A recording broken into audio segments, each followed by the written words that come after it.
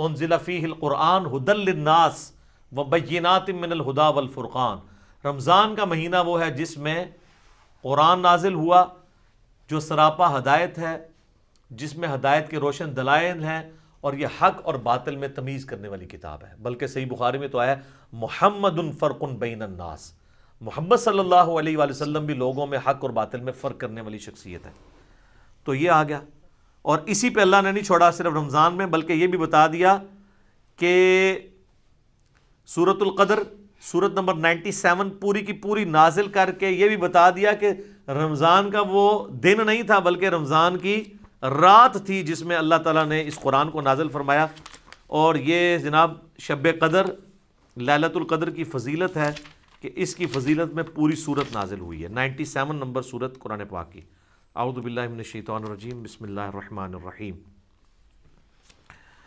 انا انزلناہ فی لیلۃ القدر، بے شک ہم نے اس قرآن کو نازل کیا فیصلوں والی رات میں، ڈیسٹنی والی رات میں، عزت والی رات میں۔ یہ تمام ترجمے درست ہیں۔ وما ادراک ما لیلۃ القدر،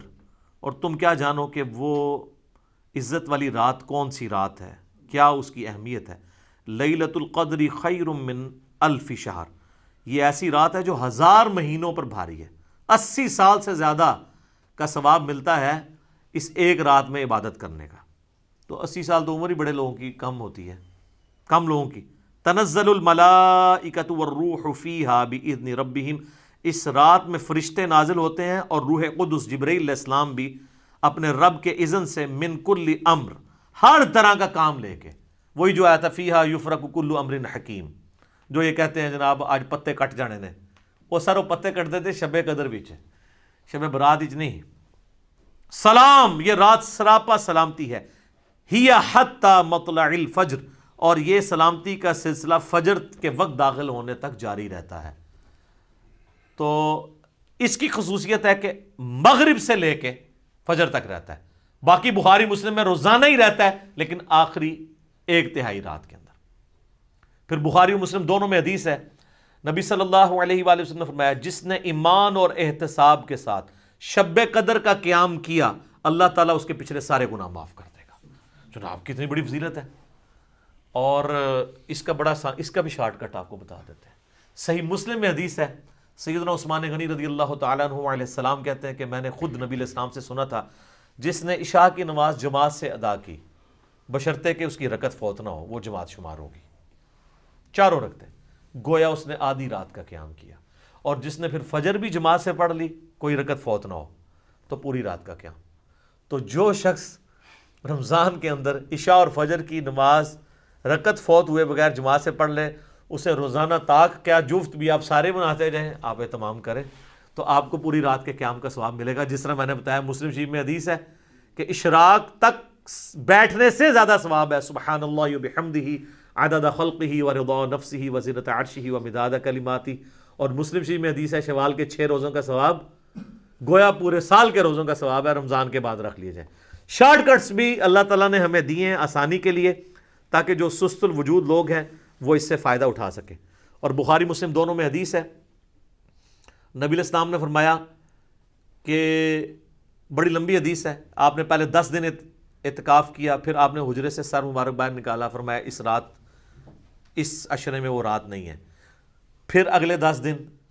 فرمایا اس میں بھی نہیں ہے، 20ویں روزے کے بعد نکلے، پھر آخری 10 دن میں آپ کو رات ملی تو آپ نے فرمایا کہ تم رمضان مبارک کے آخری عشرے میں سے اس کی طاق راتوں میں تلاش کرو، یعنی 21ویں 23ویں 25ویں 27ویں اور 29ویں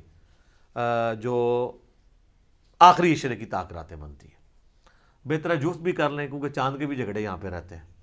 بہتر ہے پورا رمضان ہی کریں اور اس شب قدر کی فضیلت کو، لیلۃ القدر کی فضیلت کو حاصل کریں۔ یہ جتنی باتیں آپ کو بتا رہے ہوتے ہیں جس رات کے بارے میں وہ رمضان کے آخری عشرے میں آنی ہے۔ یہ شب برات والی روایتیں بالکل کمزور ہیں۔ ایک جو شعب الایمان امام بیہقی کی کتاب میں ایک تابعی سے صحیح سند سے ثابت ہے، مکحول تابعی، وہ یہ کہتے ہیں کہ اس رات اللہ تعالیٰ آسمان دنیا پہ نزول فرماتا ہے، یعنی شعبان کی 15ویں رات، اور جو لوگ لوگوں سے بغض نہیں رکھتے اور شرک نہیں کرتے ان کے سوا، یعنی ان لوگوں کو اللہ تعالیٰ بخش دیتا ہے، ان کے سوا باقی لوگوں کی بخشش نہیں ہوتی۔ لیکن یہ تابعی کا قول ہے، اور امام مسلم نے مقدمے میں لکھا ہے کہ تابعی اگر صحابی کا نام لیے بغیر، سند بیان کیے بغیر روایت بیان کرے گا تو وہ روایت مردود ہوگی، کیونکہ سند پوری نہیں،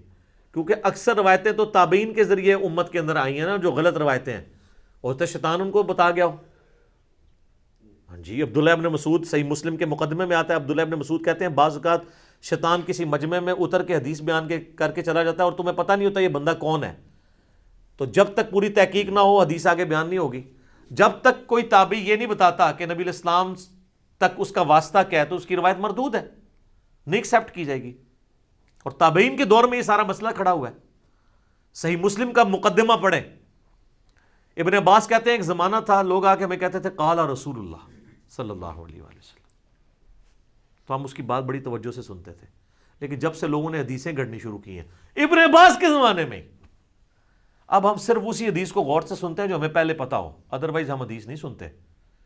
کیونکہ لوگوں نے حدیثیں گھڑنا شروع کر دی ہیں۔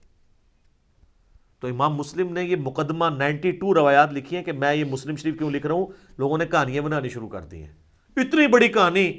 کہ تابعین کی موجودگی میں ایک شخص آگے کہتا ہے کہ ابن مسعود جب جنگ صفین کے موقع پہ ہمیں ملنے آئے تو انہوں نے ہم سے ایک حدیث بیان کی،